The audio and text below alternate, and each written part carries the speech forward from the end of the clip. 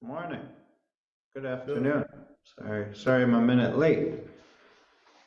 Um, so we have completed our discussion of electric cars on Shabbat, and I'm sure that you all ran out to the auto dealers to get your President's Day specials on EVs.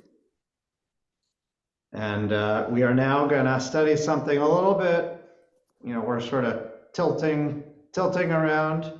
And we're going to study an interesting question, and it is brought up from another source. We've been looking at Shuvot responses specifically from the conservative movement, from the Committee on Jewish Law and Standards.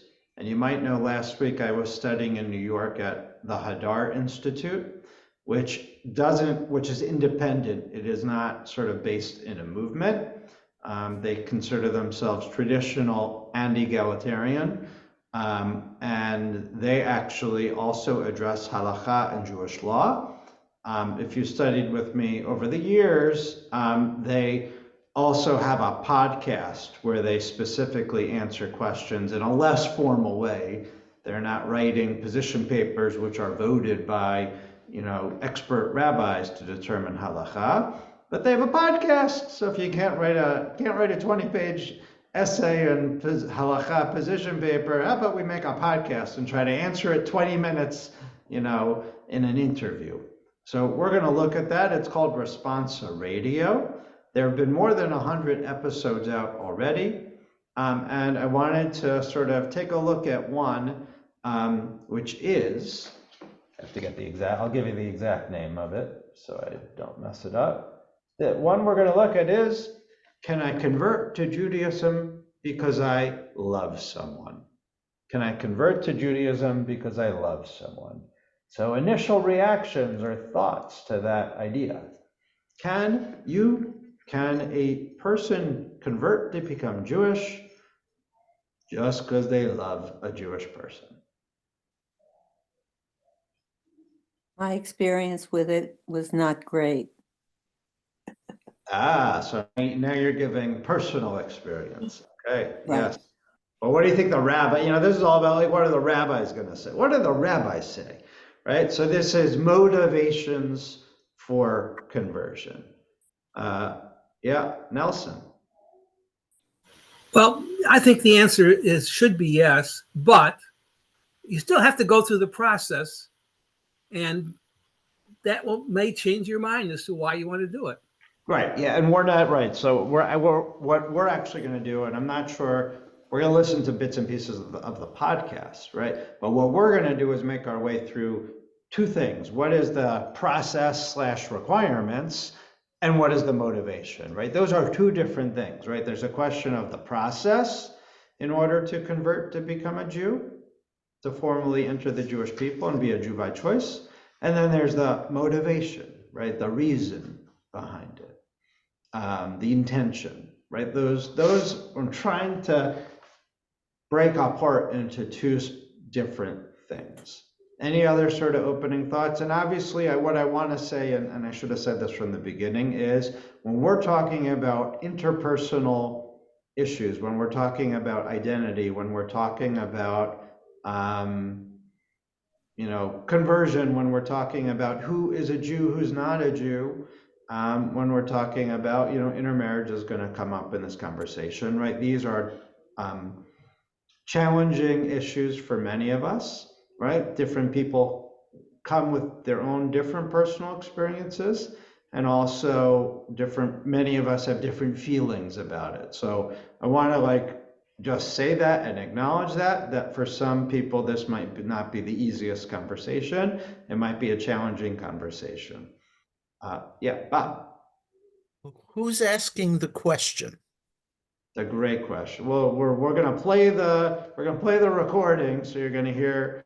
I don't remember actually if it was a specific person saying someone's converting, because they're in love, or it's a theoretical question. But I will tell you, as a rabbi who performs conversions, right? I oftentimes are approached, and in fact, my 4:00 appointment today is a member of our congregation who just got engaged, whose partner is not Jewish. right? Who wants to meet with me for a conversation about potential conversions. So it is not an uncommon thing literally today, right? It happens. My point is that that's a good question for you to ask somebody coming to you.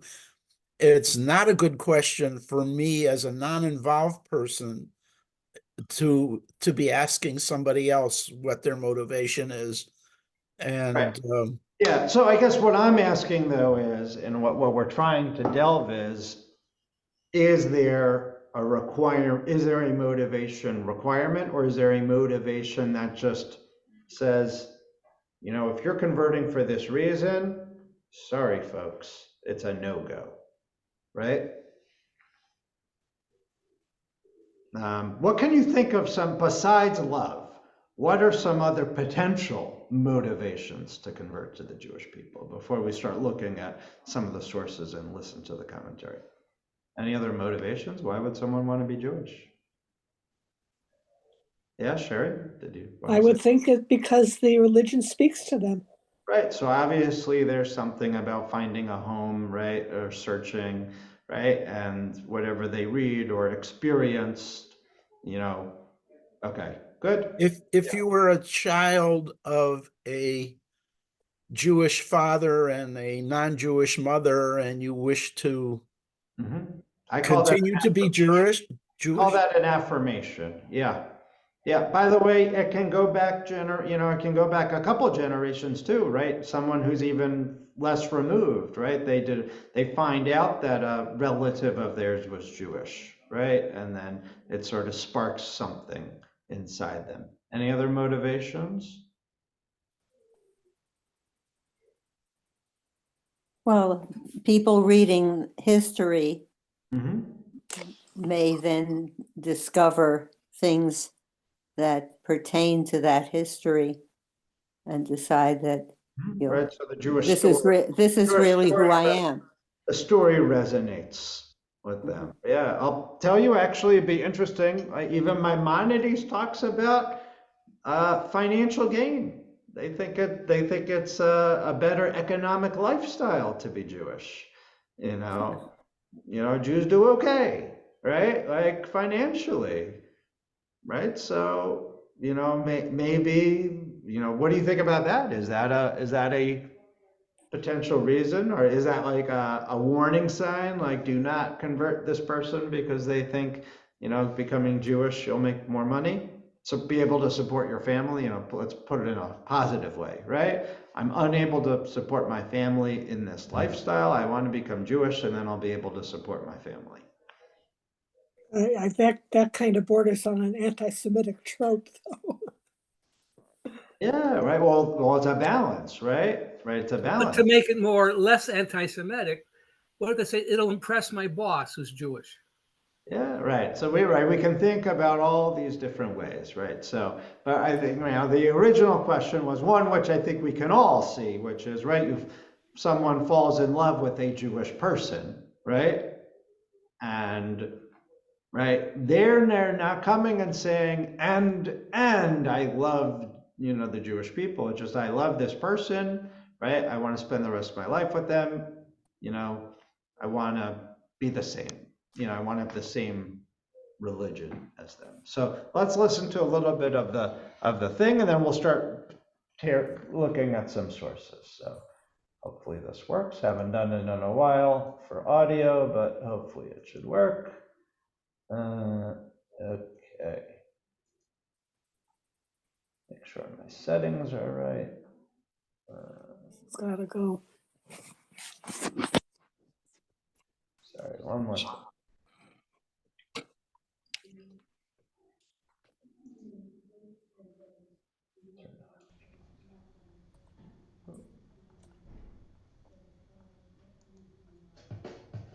Can you hear that?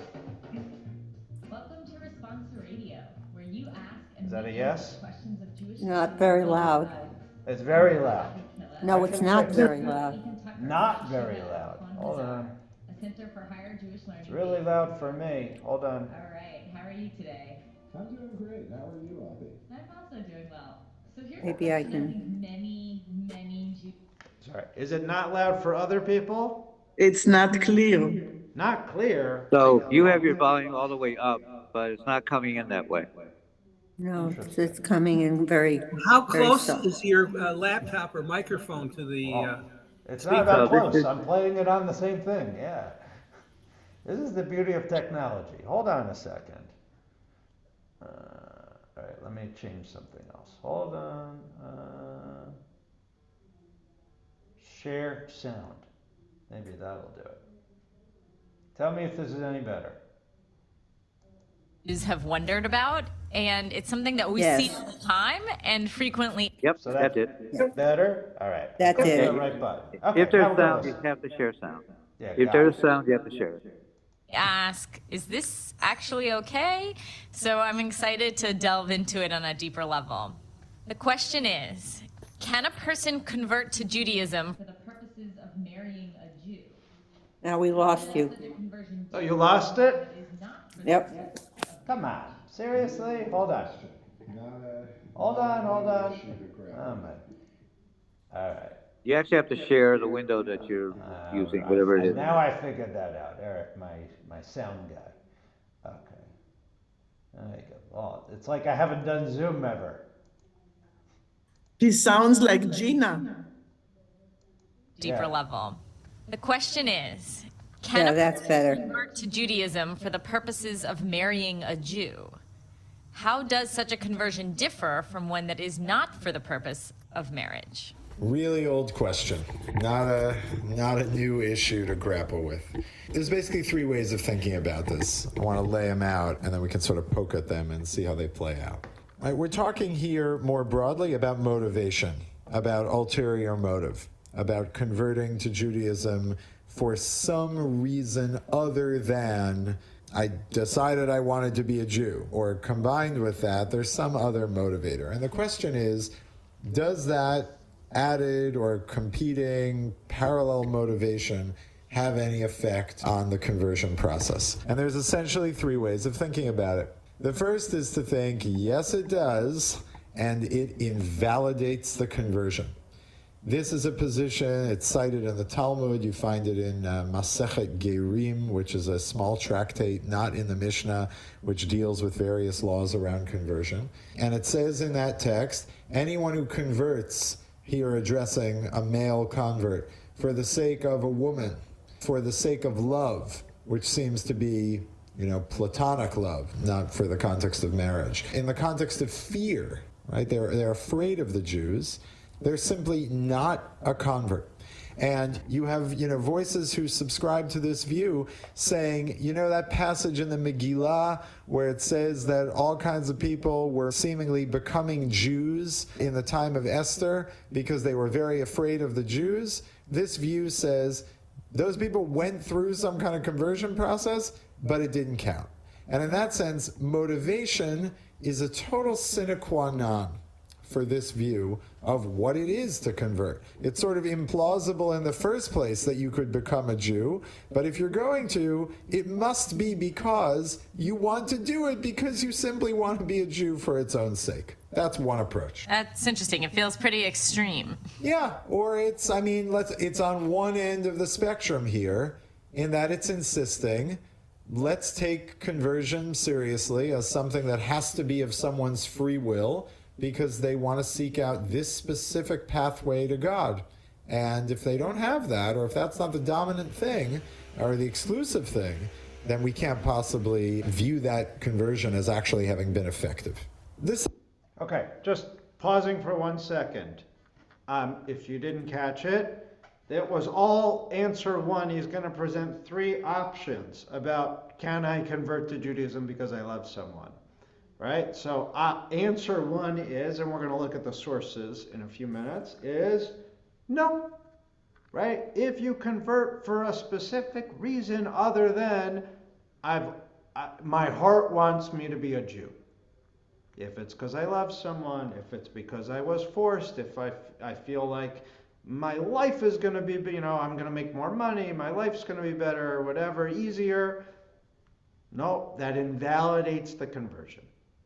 Right? The only way to convert to Judaism is because my heart my soul, right, wants me to be a Yiddish soul, a Jewish soul. Let's get answer 2 and 3, and then we'll sort of pause for a second, then we'll look at the actual sources.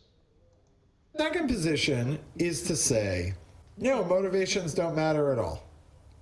Right? It just shouldn't make a difference. And you have a whole bunch of stories in the Talmud that actually seem to reflect that. Story of one woman who converts because she wants to marry a certain Torah scholar who she became attracted to.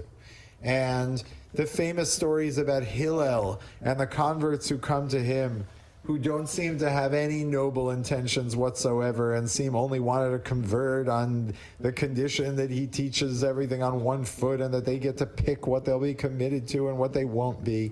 And a whole set of stories like that that don't seem to have any concern whatsoever about the motivations. And for them, I think the process that you see is saying, look, becoming a Jew is becoming a Jew. People might have all kinds of reasons they want to do that. What matters is, do they go through the process, the bodily process, to the extent there's a kind of informing of and commitment to mitzvot?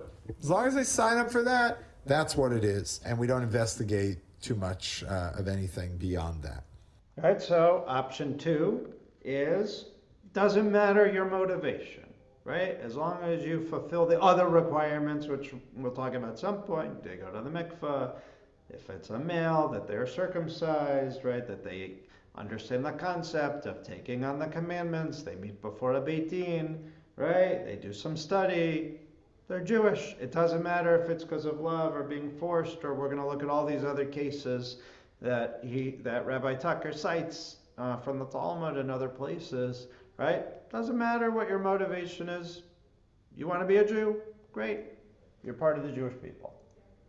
A third approach, as you might imagine, is a hybrid, which is to say motivations matter a lot, and we don't let people in willingly with motivations that are improper. And to the extent there's a rabbinic court or anyone else who has any kind of say about who gets to convert, they should turn such people away.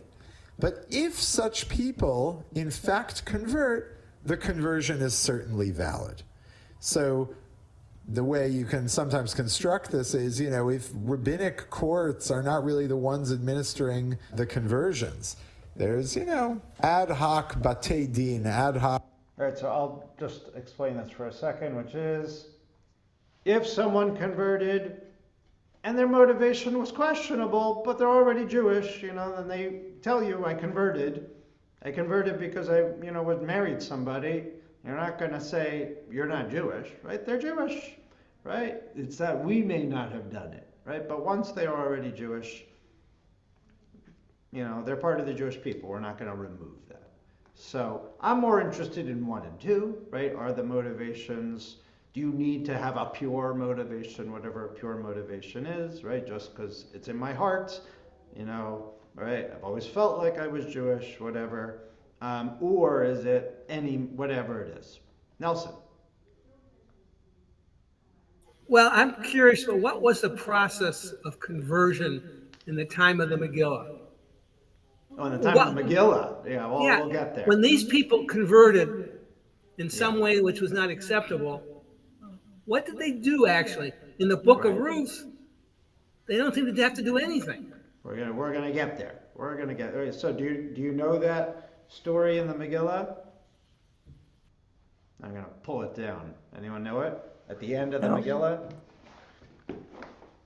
Hold on, I gotta pull it off the shelf.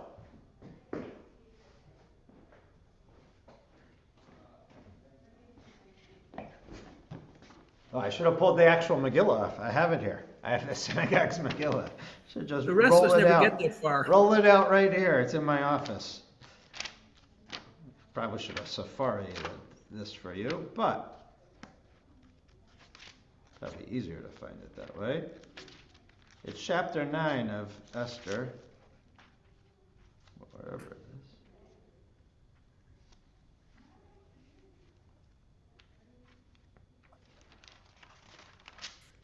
All right, so this is the end of the story. Right after they start fighting.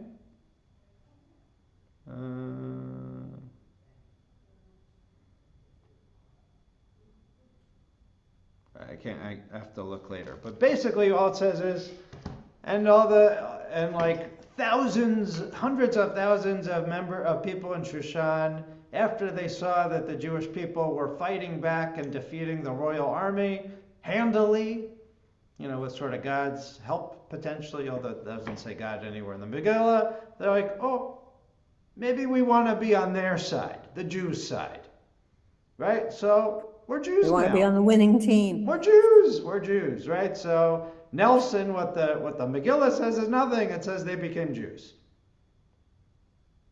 What do? I think what it means is they swore allegiance. They didn't go to the Beit Din. They didn't get a bris. They didn't go to a mikveh. They didn't do any of those things. They didn't study Torah with their local rabbi for a year, every Tuesday. They just were Jews, right? So this is what it would probably be hybrid 3 for Rabbi Tucker, which is, okay, not the ideal way to convert, but right, if they're considered Jewish, we let them be. Okay, let's look at some of the sources. Any reactions to sort of the groupings before we open up some of the actual sources to look at? Yeah, Nelson? So I have another question. In the Nazi era, if someone said, I was just pretending to be Jewish, I never really became Jewish, would they have forgiven him and ignored him? Forgiven. I don't know well, he's pretending. I'm not a scholar on that, but probably not. Yeah. Probably not. All right, let's look at some sort. Anyone want to read today? Any readers? I can read. All right, thank you. All right, we're going to go first with the sort of the classic, if I can find it. I should look at my sheet to see what we're looking at. All right, this is from this one. Okay. All right, so we're first going to look at, which I think Nelson mentioned, but Rabbi Tucker did, the story from Ruth, who's considered the first convert. If you can read that. Okay. But Naomi said, oh, I got echo. But Naomi said to her 2 daughters-in-law, turn back, each of you, to her mother's house. May the Lord deal kindly with you, as you have dealt with the dead and with me. May the Lord grant that each of you find security in the house of a husband. And she kissed them farewell. They broke into weeping and said to her, no, we will return with you to your people. But Naomi replied, turn back, my daughters. Why should you go with me? Have I any more sons in my body who might be husbands for you? Turn back, my daughters, for I am too old to be married. Even if I thought there was hope for me, even if I were married tonight and I also bore sons, should you wait for them to grow up? Should you on their account debar yourselves from marriage? Oh no, my daughters, my lot is far more bitter than yours. For the hand of the Lord has struck out against me. They broke into weeping again, and Orpah kissed her mother-in-law farewell. But Ruth clung to her. So she said, see, your sister-in-law has returned to her people and her gods. Go follow your sister-in-law. But Ruth replied, do not urge me to leave you, to turn back and not follow you. For wherever you go, I will go. Wherever you lodge, I will lodge. Your people shall be my people, and your God, my God. Where you die, I will die, and there I will be buried. Thus and more may the Lord do to me, if anything but that parts me from you. Okay, thank you for reading that. Right, so, right, very classic, beautiful statement. When we do a conversion at the mikveh, we actually read this to all Jews by choice at that sort of moment right after they become Jewish. So, based on this conversion process, what did Ruth do in order to become Jewish?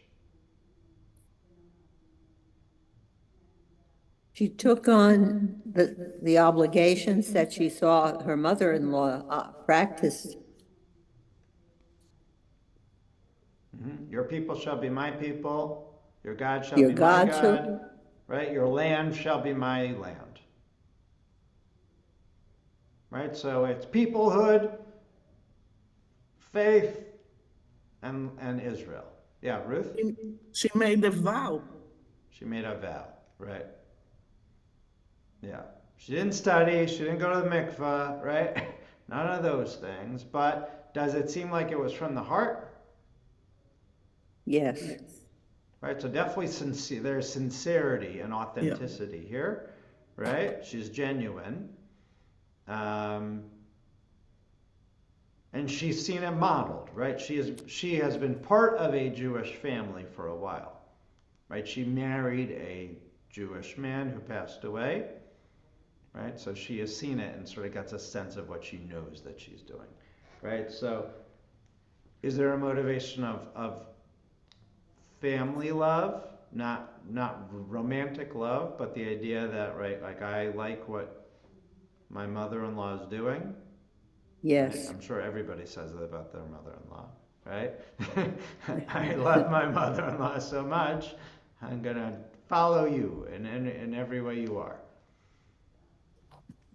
Okay, like I don't think we can derive law. We don't derive law from this. Like, so let's look at a couple other legal sources. All right, Eric, you want to read the next thing for me? Sure, when you put it up. Yeah, when I didn't put it up yet. Yeah. So now we're gonna like take some trips through the Talmud. Okay. Okay. All right. So now we're sort of going a little crazy here, but yeah. This is Yivamot from the Talmud, which is the laws of the Levirate marriage. We are on 24b. We're going to start with the Mishnah and then go to the Gemara. It's a Mishnah. Yes. One suspected by others of engaging in sexual relations with a Canaanite maidservant, and she was later set free, or one suspected of relations with a Gentile woman and she subsequently converted, may not marry that woman, since this will strengthen suspicions against him. But if he did marry her, they, the judges of the court, do not remove her from him. In other words, they do not require him to divorce her. Yep. With regard to one who was suspected of illicit relations with a married woman, and they, the judges of the court, removed her from her husband, you required them to divorce due to this. Even if the man suspected of the illicit relation subsequently married her, he must divorce her. Okay. Here we go. Right, that was really, if you didn't catch it, it was confusing, but it's a question of like, can you stay married if you were already married, if the person the person was Jewish, if the person was a slave, right? These are like trying to figure out what marriages happen that actually sort of still stay hold when there's a questionable relationship where that person comes from questionable ancestry. Okay, I know we're sort of not getting specific, but the Talmud then gets very specific. Go ahead. Gemara. The Mishnah teaches that one who is suspected of relations with a Gentile woman who later converted may never marry her. This implies that she, however, a convert, although it appears that she converted only in order that he might marry her. The Gemara raises a contradiction from Araita. Both a man who converted for the sake of a woman and a woman who converted for the sake of a man, and similarly, one who converted for the sake of the King's table. The king's table, so that he could serve in a prestigious capacity, or for the sake of Solomon's servants, who were also considered prestigious. In all of these cases, they are not converts. This is the statement of Rabbi Nehemiah. Okay, Nehemiah. Right, let's stop here for a second because it continues. Does this sound like converting for the sake of love? No. I don't know. Really? Maybe. Maybe, right? It's for the sake of a good job. This one, a Gentile woman who converts, who had relations with someone and converts? I don't know. Maybe. Right, definitely the finance part is here, right? They want a seat at the king's table. Right? Yeah. And then if you read the next one.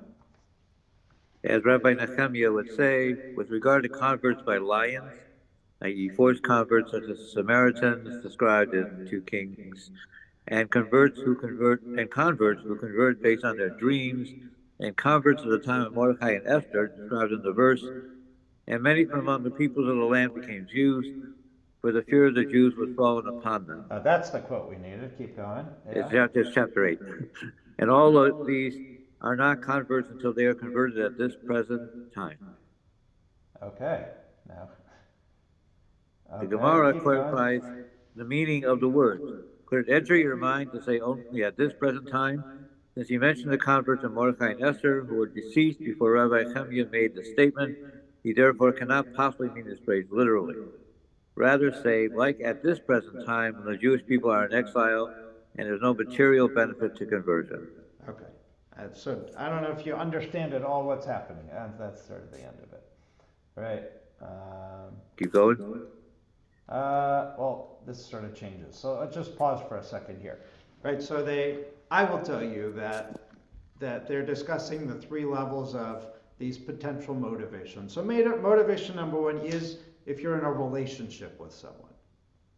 So let's take the love part out of it. But if you are in a relationship with a Jewish person, can you convert? That's number one. Number two is for financial gain. And number three is because if you're afraid. They called it by lions, right? But if you're fear for your life and you feel like your life is safer if you're a Jewish person, I don't know when that's going to happen, right? Right? That for all those reasons, can someone actually convert based on those motivations? The answer here in the Talmud for each three of them was no, interestingly, right? We don't accept converts based on those situations. Did you catch that? Right, so now we're actually going to get a contrary point, just to wrap up this part. Eric, if you'll read just this last one. Right, oh, we didn't talk about this last thing. Right, they say but we'd allow you to convert, if you feel like it's safer to be Jewish at a time when the Jews don't actually have a good life, right?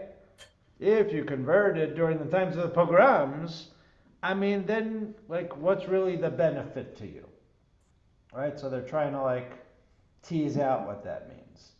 This is the last thing we'll read. Return it. Okay, returning to the question above, how could a woman who converted for the sake of a man be considered a true convert? The Gemara answers, but wasn't it stated with regard to that Baraita that Rav Yitzchak bar Shmuel bar Marta said in the name of Rav, the halacha is in accordance with the statement of the one who says that they are all converts. Okay, so the short story is the Talmud, after presenting each of these three cases and saying no, they say another set of rabbis say. The answer is yes. Right? That's the beauty of the Talmud, is that we get these contradictory positions that give us a sort of plurality where we can sort of then have to tease out, and there's potential for both sides of something. Right? That we're not black and white, that we live in the gray, and we get to tease it out. Really, I just wanted to show you that, right, the rabbis are taking into account what motivation is for a convert, and trying to tease out how much of that motivation is important, how much of that motivation is sort of just who the person is, or whether we actually think it's a negative motivation, and that they're not really converting with their heart. And that, by the way, that's something that we do today, right? I'll get later to what our answer is today, but of course, when I'm working with someone over the span of a year approximately, or however long I'm working with them, I'm trying to not just teach them as much Judaism as I can and get them to start practicing as much as they can and making Judaism a part of their lives, but also trying to get a sense of what's really inside, right? Is there something that has been sort of lit up or transformed within themselves, And part of that is I sort of, throughout the process, I try to tease out an answer. Do you feel Jewish? At what point in this process do you shift from being either whatever your previous faith was, or that you are converting? At one point, do you sort of embody and say, I'm Jewish, right? 9 times out of 10, that's prior to the actual conversion, is that the person working with me feels Jewish, considers themselves Jewish, right? Because they've been that engaged in the process, that it sort of meant that much to them. Okay, now we're going to sort of shift. We're going to look at another set of either motivations or no motivations. So, Eric, I guess we're going to put you to work again. Let me just find it. Sorry, not that one. Here we go. This is the Hillel and Shammai one. Can you see the screen? Okay, yes. The sages taught there was an incident involving one Gentile who came before Shammai. The Gentile said to Shammai, "How many Torahs do you have?" He said to him, "Two, the written Torah and the oral Torah." The Gentile said to him, "With regard to the written Torah, I believe you. With regard to the oral Torah, I do not believe you. Convert me on condition that you will teach me only the written Torah." Shammai scolded him and cast him out with reprimand. The same Gentile came before Hillel, who converted him and began teaching him Torah. On the first day, he showed him the letters of the alphabet and said to him, Aleph, Bet, Gimel, Dalet. The next day, he reversed the order of the letters and told him that an Aleph is a Tav and so on. The convert said to him, "But yesterday you did not tell me that." Hillel said to him, "You see it as impossible to learn what is written without relying on an oral tradition. Didn't you rely on me? Therefore, you should also rely on me with regard to the matter of the oral Torah and accept the interpretations that it contains." All right, what did you take from that? What did you guys take from this first? There's actually 3 different vignettes, 3 different misas, 3 different actual stories that here, right? First is a non-Jew approaches, right? Approaches Hillel and Shammai separately and says, I want to convert, right? But I only want to follow the words of the Torah, right? The oral Torah, which is what the rabbinic understandings and commentary in the laws, right? That I won't accept. But I will accept the entire Torah, right? All 613 commandments from the Torah, right? Shammai says, that's not being a full Jew, right? That's not, you have to convert and be a full Jew. You can't just follow the Torah. You can't just study the Torah. You have to study everything and appreciate everything, right? No. If you're not going to go 100% Jewish, not interested. Get away. And in fact, he scolds him.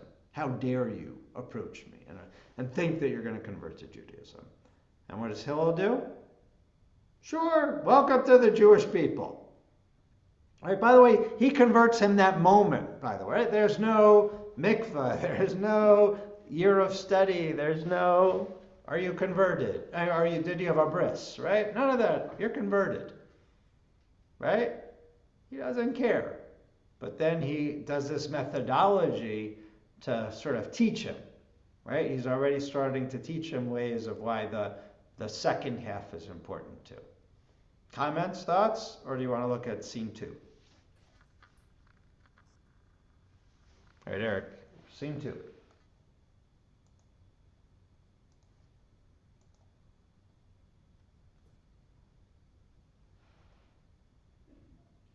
Okay. There was another incident involving one Gentile who came before Shammai and said to Shammai, "Convert me on condition that you teach me the entire Torah while I'm standing on one foot." Shammai pushed him away with the builder's cubit in his hand. This was a common measuring stick, and Shammai was a builder by trade. The same Gentile came before Hillel. He converted him and said to him, "That which is hateful to you, do not do to others."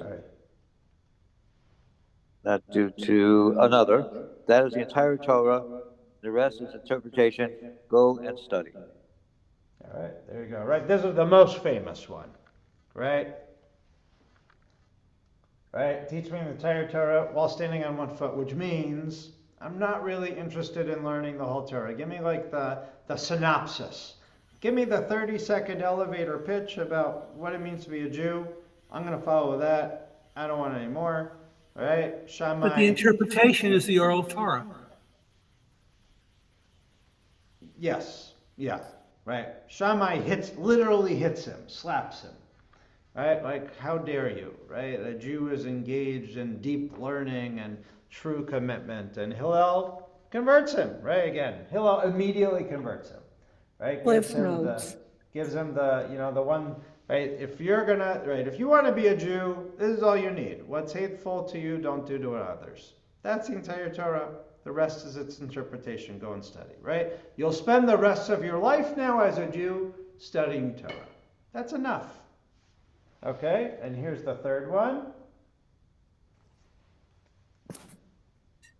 There was another incident involving one Gentile who was passing behind the study hall and heard the voice of a teacher who was teaching Torah to his students and saying the verse, "And these are the garments which they shall make, a breastplate, and an ephod, and a robe, and a tunic of checkered work, a mitre, and a girdle."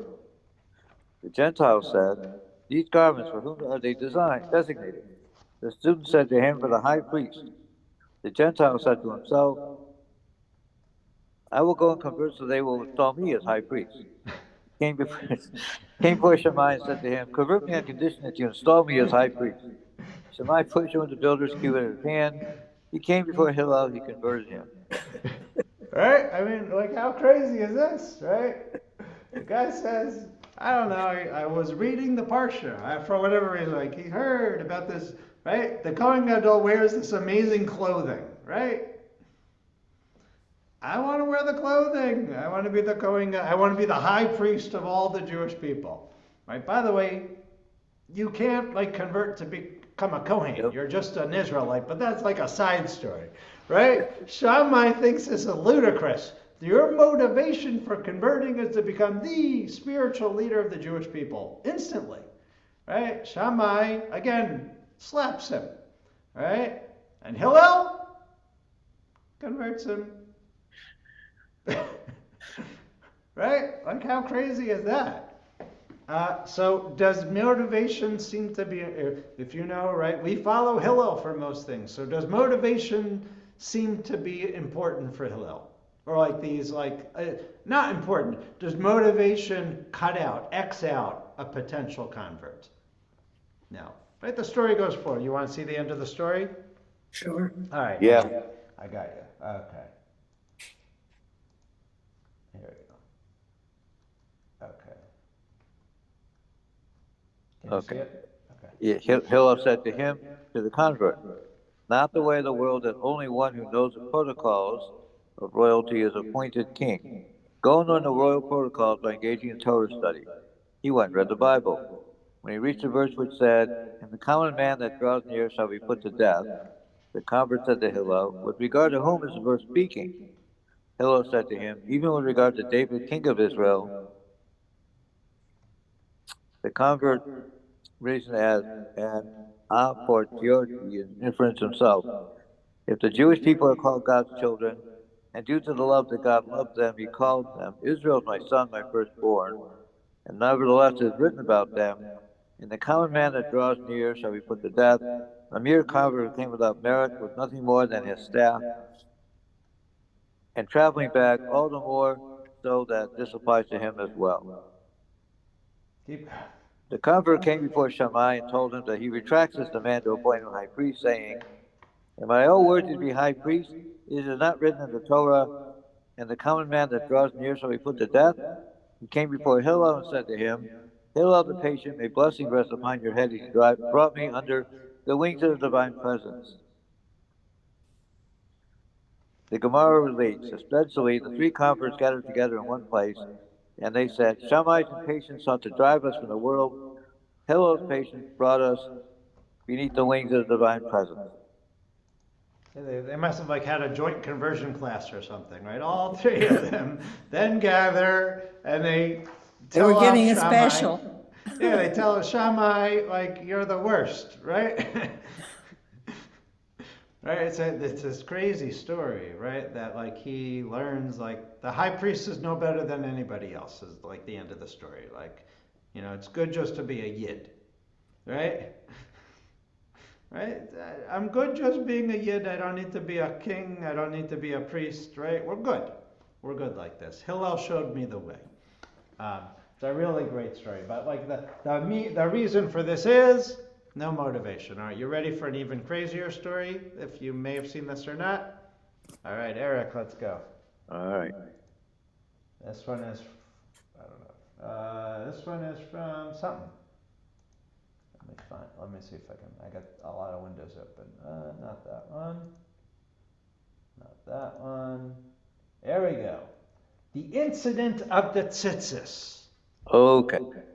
There was an incident involving a certain man who was diligent about the mitzvah of ritual fringes. Right, this person, right, he wore his tzitzit, his talus or the undergarment thing every single day. It was like the most important mitzvah that he fulfilled every day, was making sure he always put on a talit every day.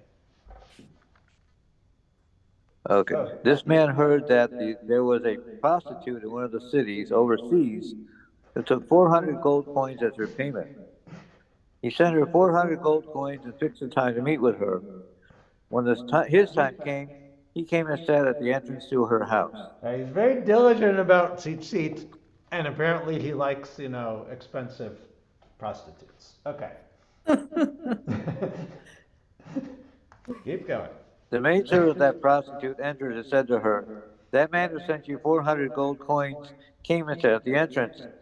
She said, "Let him enter." He entered.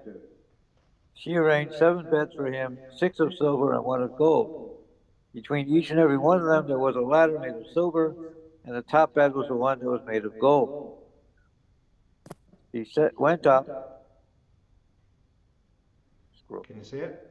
Yeah, scroll.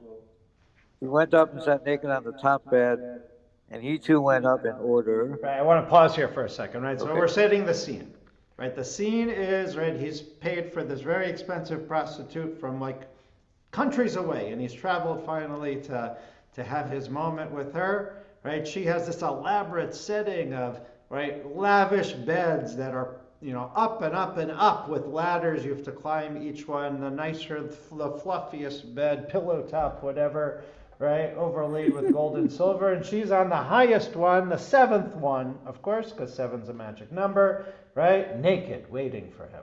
Okay, and he began to make his way up. Okay. And he too went up in order to sit naked facing her. In the meantime, his four ritual fringes came and slapped him on his face. Right, so you can imagine, right, at each level he's going up, he's tearing off a layer of clothing, right? And finally he gets to its tzitzis, and as he's like tearing off pieces of his clothing for this moment with her, his tzitzis, each corner slaps him 4 times across the face. Okay. He dropped down and sat himself on the ground, and she also dropped down and sat on the ground. She said to him, "I take an oath by the Gappa of Rome that I will not allow you to go until you tell me what defect you saw in me." Right, so she is never has a man, not, completed the stuff with her, right? Like, I don't understand what's happening. You paid all this money. We got the whole arrangement set up, right? You were really into it. And then you just dropped to the ground, sat on the ground. So I came down the 7, ladders to sit down with you. Like, I don't understand why, what's wrong with me, right? I won't let you leave, right? Without telling me why we didn't complete our action. What did you see wrong with me? He said to her, "I take an oath by the temple service that I never saw a woman as beautiful as you. But there's one mitzvah that the Lord our God commanded us, and its name is ritual fringes. Tzitzis. And in the passage where it is commanded, it is written twice, 'I am the Lord your God.' The doubling of this phrase indicates, 'I am the one who will punish those who transgress my mitzvot, and I am the one who will reward those who fulfill them.' Now," said the man, "the 4 sets of ritual fringes appear to me as if they were 4 witnesses who will testify against me." She said to him, "I will not allow you to go until you tell me, what is your name, and what is the name of your city, and what is the name of your teacher?" And what is the name of the study hall in which you study Torah? Okay. He wrote the information and placed it in her hand. All right, I'm not letting you leave until you tell me everything about you, because I got to figure out what's wrong. And by the way, what yeshiva do you go to, right? Okay, yeah. And he said, right, the reason I couldn't do it is because the tzitzis like reminded me as witness to the action that I was going to do, right? I was going to do something wrong. Okay. She arose. She arose and divided all of her property, giving 1/3 as a bribe to the government, 1/3 to the poor, and she took 1/3 with her in her possession, in addition to those beds of gold and silver. I guess they're very transportable. Okay. Okay. She came to the study hall of Rabbi Hal and said to him, "My teacher, instruct your students concerning me and have them make me a convert." Rabbi Hal said to her, "My daughter, perhaps you set your sights on one of the students, and this is why you want to convert." She took the note the student had given her from her hand and gave it to Rabbi Hal. He said to her, "Go take possession of your purchase." The end. The end. Oh, here we go. Oh, there's more. So this is actually the answer. Yeah. Those beds that she had arranged for him in a prohibited fashion, she now arranged for him in a permitted fashion. The Gemara completes its point about the reward of mitzvot and points out how this story illustrates the concept. This is the reward given to him in this world, and with regard to the world to come, I do not know how much reward he will be given. End of scene. Okay. Right? So there's like so much to talk about this, but like the short story is Rabbi Chia, right, she somehow like tracks down, finds the yeshiva, this prostitute from 5 countries away, right? Somehow carrying her 7 beds with her, right? and she says, I want to be Jewish, right? Like, how could this man, right, not want to, be with me, right? His religion was more important. That religion then's got to be for me, basically, right? And he says, maybe you're here because you like somebody, right? Maybe there's a guy, one of my students, you fell in love with. She gives him the name, and he says, okay, go. Mazel tov, you're Jewish, get married, right? Like this, is there some motivation for this conversion? The power of tzitzis. The power of tzitzis. I mean, right. Yes, there's something beautiful about it, but also there's love, lust, go whatever. Right. There's definitely motivation. Right? So again, though the rabbis say, on one hand, you have to be pure of heart, and the reason that you're converting Judaism just because you've always had it within you. You want to be a yid, right? Right? God speaks to you. Be your home when you're in the shul, right? Right? And on the other hand, you fell in love with someone. You feel like it's just going to make your life better, right? Whatever life situation you're in, it's going to improve your life situation. Right? On one hand, those Talmudic stories all say that, right? Or I'm like interested in one aspect of being Jewish. I like gefilte fish, right? Whatever. No, again, I'm being very cynical and for a really serious topic. But right? So there's this balance. There's this balance in talk. So let's look at some of the actual traditional sources of conversion and see if we can sort of get an answer. And we listened to 3 minutes of the podcast, so if you want, I can send you the link to the rest of the podcast because it's very interesting. And Rabbi Tucker and Rabbi Killip, who are on the podcast together, work through some of these stories and some of their own ideas of what it takes today. Oh, there you go. Thanks for putting in, Ron. Okay. So just to look through, there's this thing called Masechet Gerim, which I think Rabbi Tucker already alluded to, which is not included in the Talmud, but considered sort of around the time of the Talmud, which talks about what actually is considered how you convert. So if you'll go for it, Eric. Better. If a man wishes to become proselyte, He is not accepted at once if they say to him, "Why do you want to become a proselyte? Do you not see that this people are debased, oppressed, and degraded more than all other peoples, that diseases and chastisements come upon them, and they bury their children and children's children, that they are slaughtered for observing circumcision, immersion, and the other precepts of the Torah, and cannot hold up their heads like other peoples?" If he says, "I am not worthy," they dismiss him and he goes his way. If, however, he undertakes to become a proselyte, they take him down to the place of immersion, cover him in water up to his middle, and tell him some of the details of the precepts.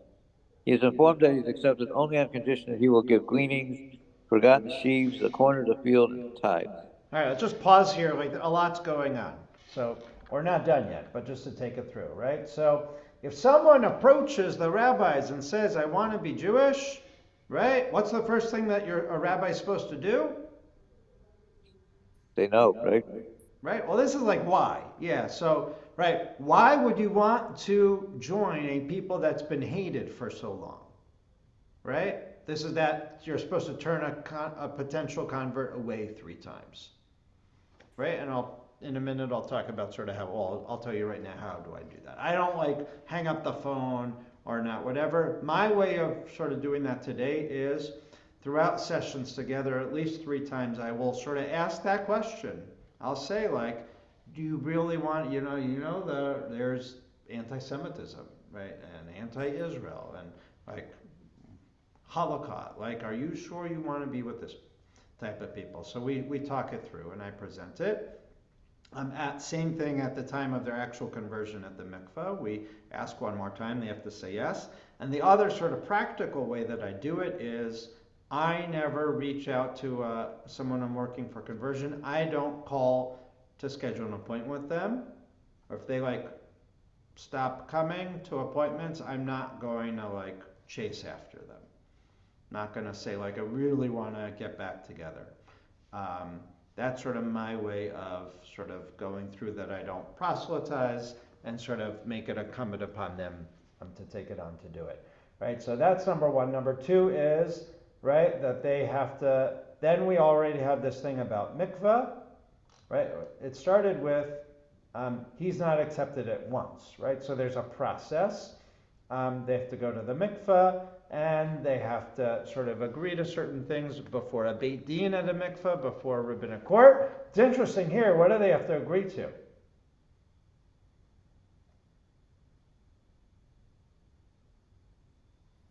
Gleanings, forgotten sheaves.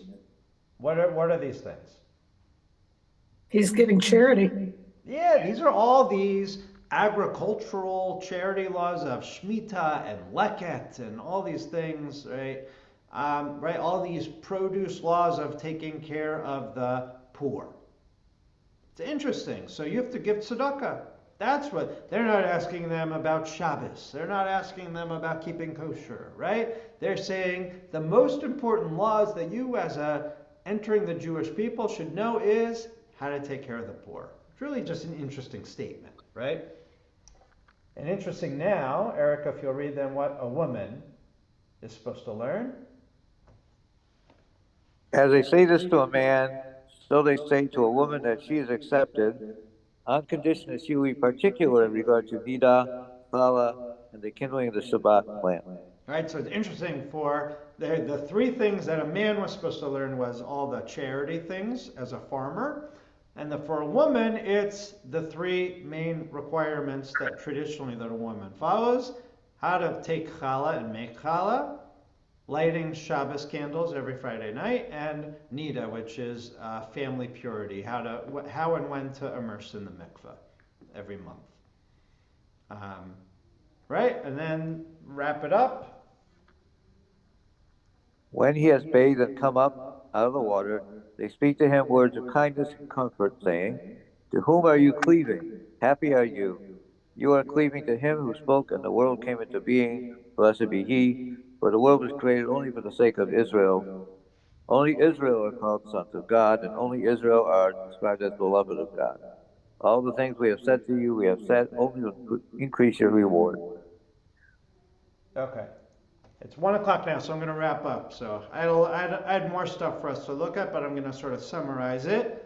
Basically, now traditionally, a convert has to do several things. They have to take on what's called Kabbalat all mitzvot, that they have to accept the yoke of the commandments. And we could do a whole session on what that means, the yoke of the commandments. But the idea is they accept the commandments as theirs, they take on the commandments, and again, depending on what movement you are and what rabbi you are, that depends on, like, do you require a potential Jew that's choosing to become Jewish to be Shomer Shabbat and keep kosher, to be on the path to doing it, to do partially, at the expectation of doing more. Right? If you know, in the Orthodox community, typically they make you move in within the neighborhood for a year or 2 years, so that you're really enmeshed in a 100% Jewish environment, and especially a Shabbat environment. Or if you can't move in, that you have to spend every Shabbat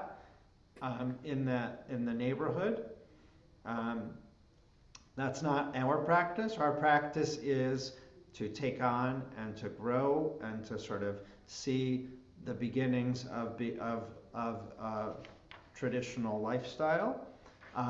So it's Kabbalat Ol Mitzvot, taking on the yoke of the commandments. It's for a male to be circumcised. If they are not circumcised, they have to go through adult circumcision. Yeah. Not easy. In my 20 plus years, I've had 5 adult males get circumcised. We actually scrub up and go in the OR with them. 3 clergy to be a Beit Din. And if they have been circumcised, but not by a moil at their bris, then they have to get something called Hatafat Dam Brit, just a prick, which is done also by the moil. And that has to be done before the mikveh. And then the last thing is, on the day when they convert, they go before a Beit Din, a rabbinic court, have 30-minute Q&A, a tribunal, where really we're just trying to tease out their sincerity. This goes back to sincerity, their motivation, what they've learned, what they've sort of taken to heart, what they and how they are already practicing Judaism, what name they've chosen and why, and we have a discussion of what's next for them too, a recognition that once they convert and become a Jew by choice, that's not the end. So it's also a question of what's next for them. And then we actually send them out and we deliberate, and we decide if the Beit Din agrees yes, then they go into the mikveh supervised, and then they're Jewish after 3 immersions in the mikveh. So again, there's a lot more to talk about. We sort of touched the surface, but I now offer you to listen to the rest of the podcast if you'd like, and I hope I proved to you that, I don't know if we got there, that a motivation that you are in a, all right, this is my last thing. If someone who is with a Jewish partner who is not Jewish and wants to pledge to become Jewish, we welcome that.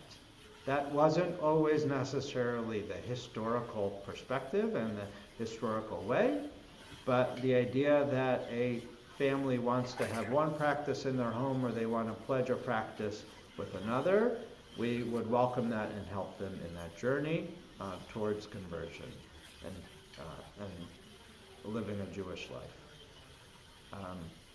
So that's comments, thoughts.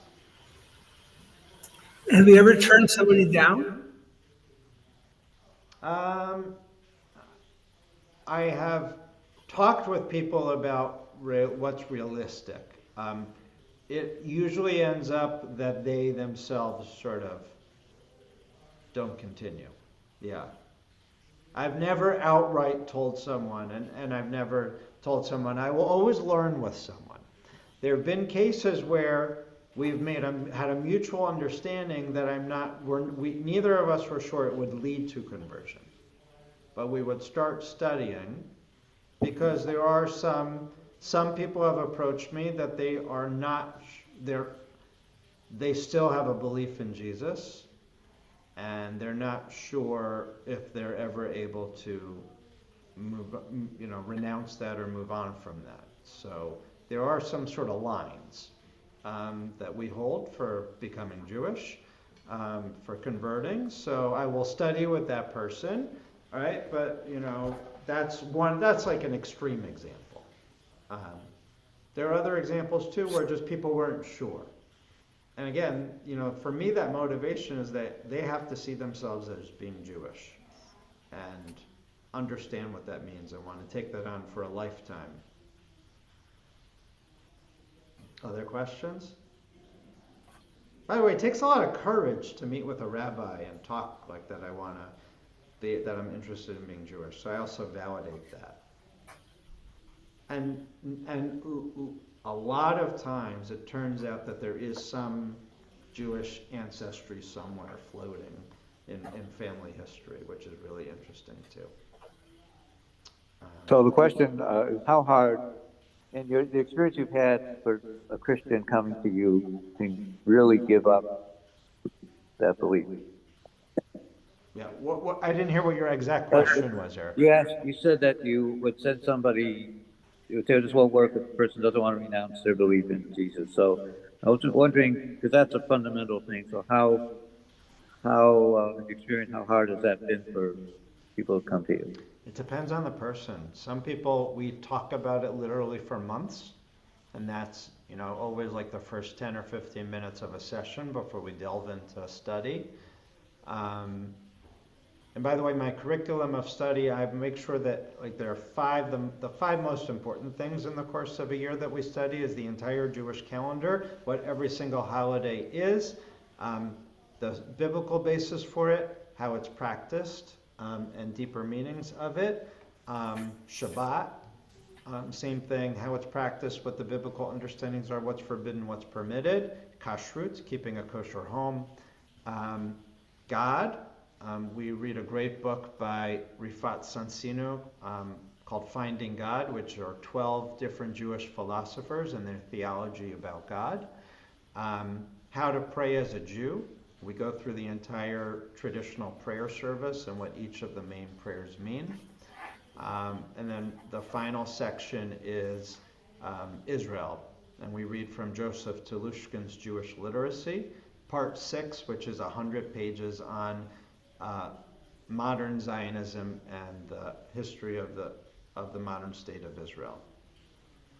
So that's the curriculum that I typically do. Sometimes if they don't know Bible stories, we'll do classic Bible stories as well. Most people come to me with some basic understanding of Bible stories. So Eric, it's pretty evident. In everyone that I've worked with, it's clear if they are at a place where they're personally grappling with being Jewish versus Jesus, where Jesus is, and who Jesus is to them and their relationship. I've never been in a situation where was hidden and it just sort of appeared at the end. I meet every other week for an entire year with a person before they're converted, so we have a pretty good rapport.